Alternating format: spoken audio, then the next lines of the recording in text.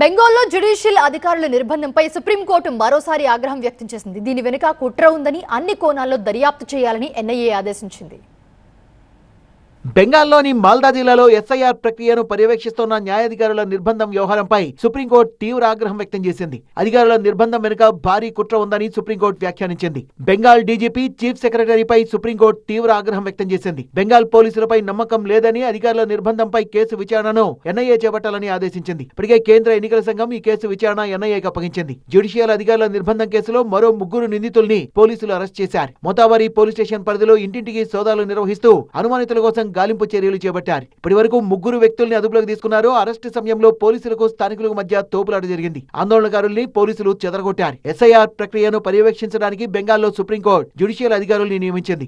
మాల్దాలో తమ ఓట్లు తొలగిస్తున్నారని ఆరోపిస్తూ స్థానికులు 7 జ్యుడిషియల్ అధికారుల్ని నిర్బంధించారు. జాతీయ రహదారిని దిగ్బంధించడమే కాకుండా అధికారుల్ని విడిపించడానికి వచ్చిన పోలీసులపై రాళ్లు రువ్వి వాహనాల్ని ధ్వంసం చేశారు. అసెంబ్లీ ఎన్నికలకు మరో 3 వారాల సమయం మాత్రమే ఉండడంతో మాల్దాతో పాటు జల్పాయిగుడి, కూచ్ బెహార్, పూర్వ బర్ధమాన్ వంటి జిల్లాలో కూడా నిరసనలు మిన్నంటాయి.